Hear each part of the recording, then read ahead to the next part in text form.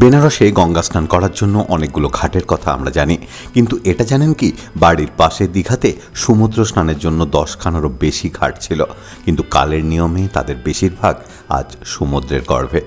এই ভিডিওতে আমি সেই জায়গাগুলোতে পৌঁছে ঘাটগুলোর অবস্থান খুঁজে বার করার চেষ্টা করেছি। চাইলে দীঘা এসে সেই ঘাটগুলো আপনারাও নির্ধারণ করতে পারেন। আমি এখন দীঘার যে ঘাটটার সামনে দাঁড়িয়ে রয়েছি, এটাই হচ্ছে দীঘার সবচেয়ে পুরনো ঘাট।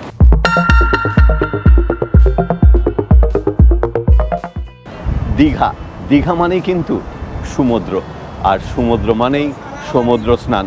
তা এই দীঘাতে সমুদ্র স্নান তো আপনি করলেন, কিন্তু এই সমুদ্র স্নান করার জন্য যে ঘাটের প্রয়োজন হয়, সেই ঘাটগুলো কিন্তু দীঘাতে, বিশেষত ওল্ড দীঘাতে প্রায় অনেকগুলোই ধ্বংস হয়ে গেছে বা নষ্ট হয়ে গেছে। তার জায়গায় নতুন ঘাট তৈরি করা হয়েছে। কিন্তু আজ থেকে 50, 30, 40 বছর আগেও কতগুলো ঘাট ছিল জানেন, পুরনো এবং নতুন দীঘা মিলিয়ে।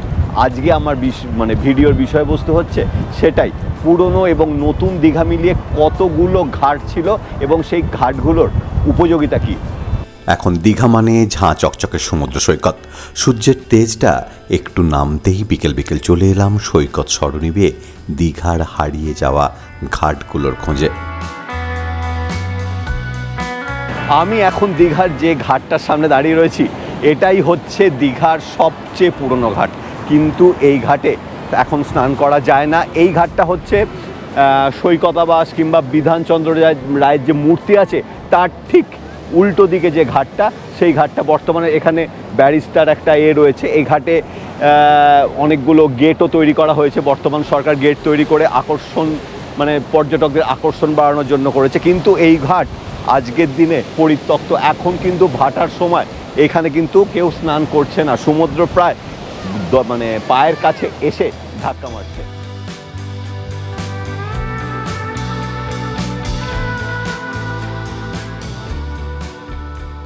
একটু বিকেল হতেই বিক্রেতারা তাদের সামগ্রী বিক্রি করার জন্য স্টল পাততে শুরু করে দিয়েছে।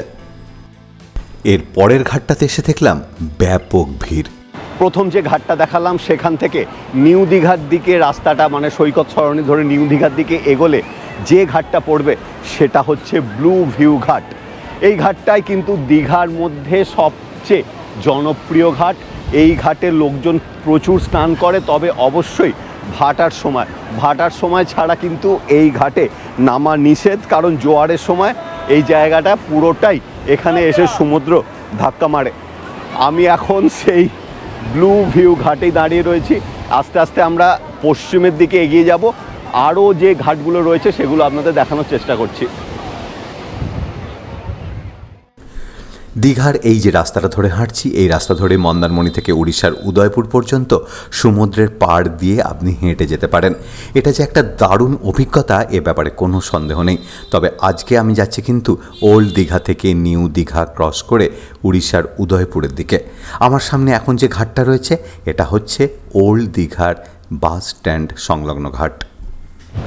আমি এখন দাঁড়িয়ে রয়েছি নেহেরু মার্কেট এবং ওল্ড যে বাস স্ট্যান্ড রয়েছে দীঘার, ওল্ড দীঘার যে বাস স্ট্যান্ড, সেই বাস স্ট্যান্ড সংলগ্ন ঘাট, সেই ঘাটের কাছে। তবে এই ঘাট কিন্তু ভেঙে বেরিয়ে চলে গেছে, বোল্ডার ফেলা হয়েছে, কিন্তু এক সময় এই ঘাটটার অস্তিত্ব ছিল। তবে এটাও আপনারা লক্ষ্য করবেন, সেটা হচ্ছে ব্লু ভিউ সংলগ্ন যে ঘাট, সেই ঘাটেই ভিড় সব থেকে বেশি হয়। তারপর যত আপনি নিউ দীঘার দিকে এগোতে থাকবেন, ভিড় কিন্তু ততই পাতলা হতে থাকবে।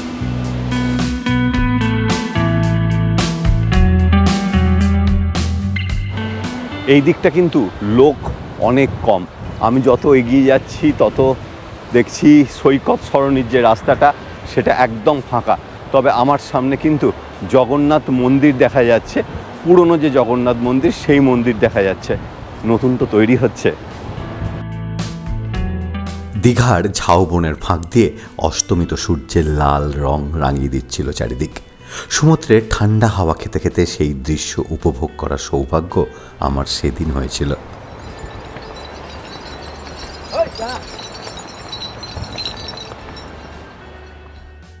দীঘার সি বিচে যে ঘোড়াগুলো ঘোরে, পর্যটকদের নিয়ে ঘোরায়, তাদের আস্তাবল হচ্ছে এইখানটা জগন্নাথ মন্দিরের কাছে।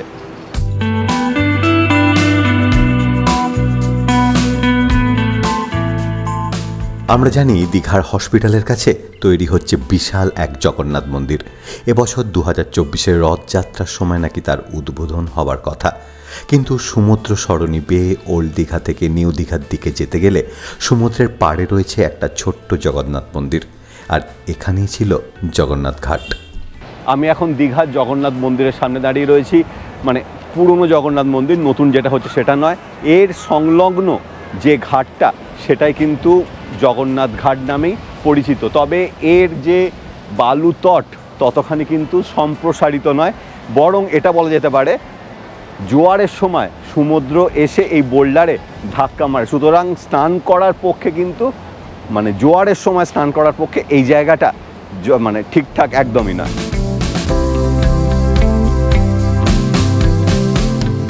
আরও দূরে চলো যাই, ঘুরে আসি। মনে পড়ছে আশা ভোঁসলের সেই গান, সমুদ্রের পাড় বরাবর হাঁটতে কিন্তু একটুও কষ্ট হচ্ছে না, সুতরাং আরও দূরে যাওয়া যেতেই পারে। চলে এলো হসপিটাল ঘাট। দীঘার জগন্নাথ ঘাট থেকে এগিয়ে আরেকটু এগোলেই পড়বে কিন্তু হসপিটাল ঘাট। এই হসপিটাল ঘাট মূলত কিন্তু জেলেদের ঘাট। এখানটা দেখতে পাবেন মাছের জাল ছড়িয়ে রাখা রয়েছে, মাছ ধরার নৌকো। আর এই জায়গায় মানে দীঘা স্টেট জেনারেল হসপিটাল, এই রাস্তা ধরে, মানে আমি এখন ঠিক ঘাটের সামনে দাঁড়িয়ে রয়েছি, এই রাস্তা ধরে সোজা বেরিয়ে চলে গেলেই দীঘা জেনারেল স্টেট হসপিটাল। আর জগন্নাথ মন্দিরও এখান থেকে 5-7 মিনিট হাঁটা পথে, নতুন জগন্নাথ মন্দির। আর একটা জিনিস বলছি, এইখানে একটা অন্যান্য ঘাটে আমি দেখিনি, মানে পুরনো যে ঘাটগুলো যেগুলো বহুল প্রচলিত সেই স্নানের ঘাট বলছি না, এখানে একটা স্লান্টিং করা রয়েছে, দেখতে পাচ্ছেন? এটা দিয়ে সোজা নেমে যাওয়া যায় সমুদ্রের দিকে। স্নান করার জন্য কিন্তু লোকাল লোকেরা এই ঘাট ব্যবহার করে, তবে পর্যটকরা সাধারণত এই ঘাট ব্যবহার করে না। আর মানে ওল্ড দীঘার সবচেয়ে মানে ওল্ড দীঘার মধ্যে শেষতম ঘাট হচ্ছে কিন্তু এই হসপিটাল ঘাট। এখানে রয়েছে ঝাউ জঙ্গল পরিবৃত দীঘার একমাত্র খেলার মাঠ, বিধান ময়দান।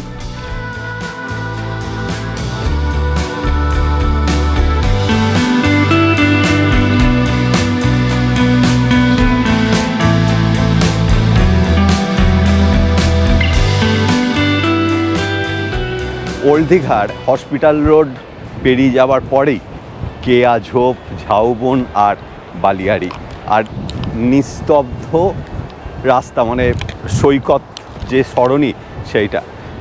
এটা একটা অন্য ধরনের অভিজ্ঞতা। আমার যেটা মনে হয় সমুদ্রের পাড় বরাবর হেঁটে যাওয়া এক পুরনো ইতিহাসের সন্ধানে।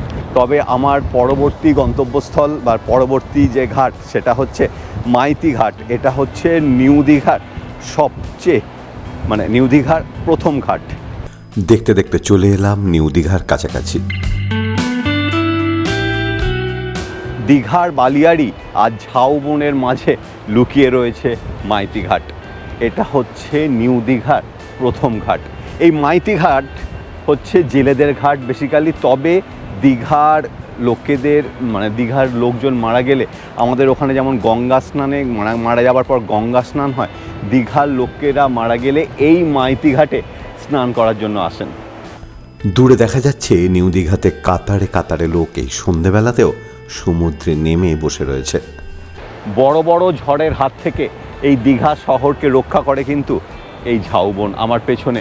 আর এই ওল্ড দীঘা থেকে নিউ দীঘার যে রাস্তা, সৈকত সরণি বেয়ে যে রাস্তা, সেই রাস্তা ধরে যদি আপনি হাঁটেন তাহলে কিন্তু এই ঝাউ মানে বনের সন্ধান অনেকখানি পাবেন। তবে অনেকখানি এর স্বাভাবিকত্ব অনেকখানি কিন্তু ধ্বংসপ্রাপ্ত হয়ে গেছে। ওল্ড দীঘা থেকে হাঁটতে হাঁটতে চলে এলাম নিউ দীঘা। নিউ দীঘার সবচেয়ে জনপ্রিয় ঘাট আমি সামনে দেখতে পাচ্ছি, কিলবিল করছে লোক। এখন বাজে প্রায় 5:45, মানে গরমকাল 5:45, কিলবিল করছে লোক, স্নান করছে। সবচেয়ে জনপ্রিয় ঘাট হচ্ছে খনিকা ঘাট। আমি এখন সেই দিকেই ধাবমান।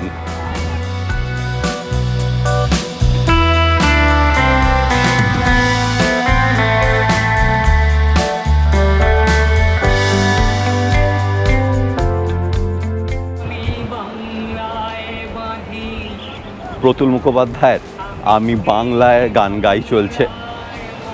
এখানে দীঘার যে সৈকত সরণি রয়েছে সেখানে মাইক ফিট করা রয়েছে, এটা আমি আগে দেখিনি, বেশ নতুন ধরনের মাইক, ঝড়ে জলেও চলবে।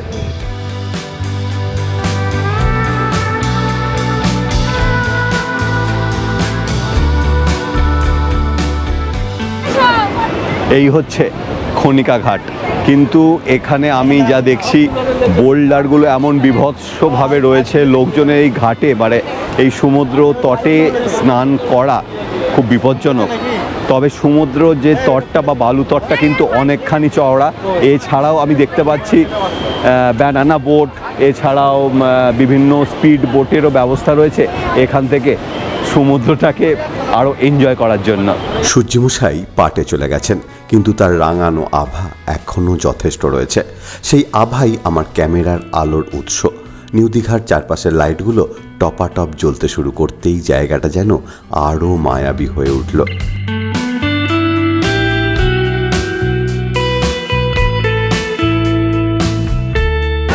সৈকত সরণি বেয়ে আমি এখন উপস্থিত হয়েছি আঙাড়িয়া ঘাটে। এই আঙাড়িয়া ঘাট ছিল মানে একদা ছিল, কিন্তু এটা এখন বাঁধিয়ে একটা পর্যটকদের জন্য আকর্ষণীয় করে তোলার চেষ্টা করা হয়েছে, কিন্তু তাও যথেষ্ট বিপজ্জনক।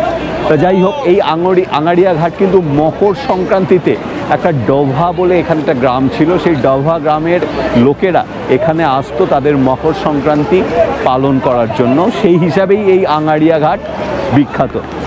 এখন এটা তো পর্যটকদের কাছে আমি তো দেখতে পাচ্ছি দলে দলে লোক স্নান করছে, গরমকাল বলেই এটা হয়তো সম্ভব।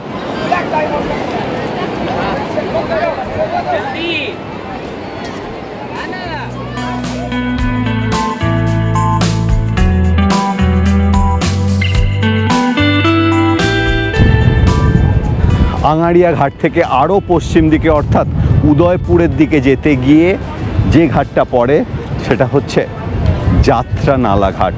যাত্রা নালা, এখান থেকে যাত্রা করতো বা দরিয়া যাত্রা যাকে বলে বা সমুদ্র যাত্রা করতো লোকজন, সেই জন্য এই জায়গাটা যাত্রা। আর নালা মানে হচ্ছে এখানে নিউ দীঘার সমস্ত বর্জ্য এই নালাটা দিয়ে কিন্তু এই সমুদ্রে মিশছে বা এই জাতীয় কিছু, সেই জন্য এই জায়গাটার নাম হচ্ছে যাত্রা নালা ঘাট।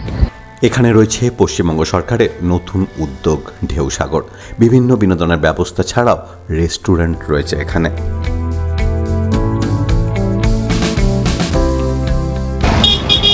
যাত্রা নালা ঘাট আর ওশানিয়া ঘাট, এই দুটোর মাঝে পশ্চিমবঙ্গ সরকারের নতুন পর্যটন স্থল হচ্ছে ওশানিয়া। এখানে একটা পার্ক মতন করা হয়েছে, অনেকেই হয়তো আগে এখানে এসছেন, এই জায়গার ভিডিও আমার রয়েছে। আর এইটা ক্রস করেই সামনে চলে আসছে ওশানিয়া ঘাট। পশ্চিমবঙ্গ সরকারের মৎস্য বিভাগের কিন্তু এখানে থাকার জায়গাও রয়েছে। ওশানিয়া ঘাটে যাবার পথে যে সৈকত সরণির রাস্তাটা একদম ফাঁকা, আমি দূরে অনেক দূরে একজন লোককে আসতে দেখতে পাচ্ছি, আর এদিকে তো কিছু দেখাই যাচ্ছে না, একদম নিউ দীঘা। এই ভিড়ের বাজারেও মানে আজকে অবশ্য সোমবার, ভিড় আপনাদের দেখিয়েছি নিউ দীঘা কিংবা ওল্ড দীঘা, এই ভিড়ের বাজারেও কিন্তু এই জায়গাটা খুব নিস্তব্ধ এবং ফাঁকা।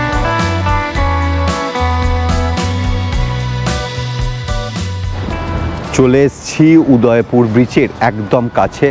ওশিয়ানা যে ঘাট আছে সেই ঘাটে যে নতুন যে উদয়পুর ব্রিজ বলে যে পশ্চিমবঙ্গ সরকার যে জায়গাটা তৈরি করেছে, বা লোকজন আসে দেখবেন টোটো করে, অটো করে, গাড়ি করে জায়গাটায় ঘুরতে, সেখান থেকে উঁচু নিচু করে ঝাউবনের ভেতর দিয়ে পুরো সমুদ্রের কাছে চলে যাওয়া যায়। সেই ঘাটটার কাছে কিন্তু আমি এখন দাঁড়িয়ে রয়েছি। এই ঘাটটার ইতিহাস কি সেটা আমার জানা নেই। দূর থেকে দেখা যাচ্ছে পশ্চিমবঙ্গ উড়িষ্যা সীমান্তের উদয়পুর বিচ। তবে সন্ধ্যে থেকে রাত্রি হওয়ার কারণে সেদিকে আর গেলাম না। এদিকে আবার এই সৈকত সরণিও ফাঁকা হয়ে যাচ্ছে, সুতরাং ওল্ড দীঘার দিকে আবার যাত্রা শুরু করলাম। পরের পর্বে কার ড্রাইভ করে সমুদ্রের পাড় বরাবর ওল্ড দীঘা থেকে যাব শঙ্করপুর, তাজপুর, মন্দারমণি হয়ে পুরুষোত্তমপুর। ততক্ষণ পর্যন্ত সবাই সুস্থ থাকবেন, ভালো থাকবেন, আর আমার সঙ্গে তো অবশ্যই থাকবেন। তবে আজ এ পর্যন্তই।